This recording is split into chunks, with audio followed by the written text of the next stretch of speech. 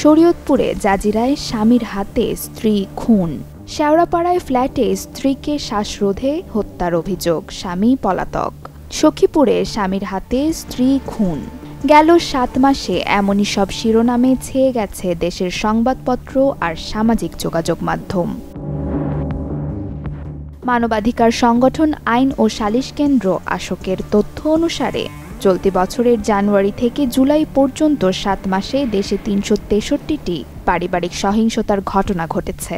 এসব ঘটনায় মৃত্যু হয়েছে ৩২২ জনের, যার মধ্যে ২০৮ জন নারী ও শিশু রয়েছে, আর আত্মহত্যার ঘটনা ১১৪টি। আশোকের তথ্যে আরও বলা হয়েছে, সবচেয়ে বেশি হত্যার ঘটনা ঘটেছে স্বামীর হাতে, যার সংখ্যা গত ৭ মাসে ১৩৩টি। আর স্বামীর পরিবারের সদস্যদের হাতে হত্যার শিকার হয়েছেন ৪২ জন।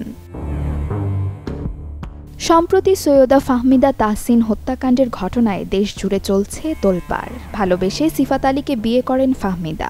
সংসারের ১ যুগ পর স্বামীর সাথে কলহের জেরে গেল ১৩ আগস্ট মৃত্যু হয় তার।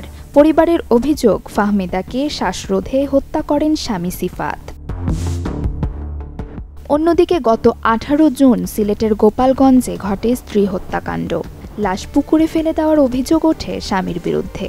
পরে জানা যায় দাম্পত্য কলহের জেরে হত্যাকাণ্ডটি ঘটে। দিন দিন এমনই সব ঘটনার সংখ্যা বেড়েই চলেছে।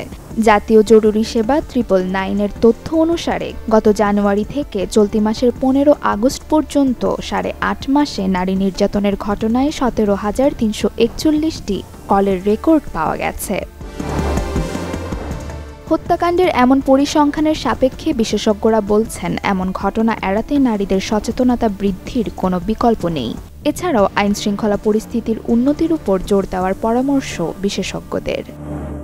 নাসিন নাওয়ার, চ্যানেল 24।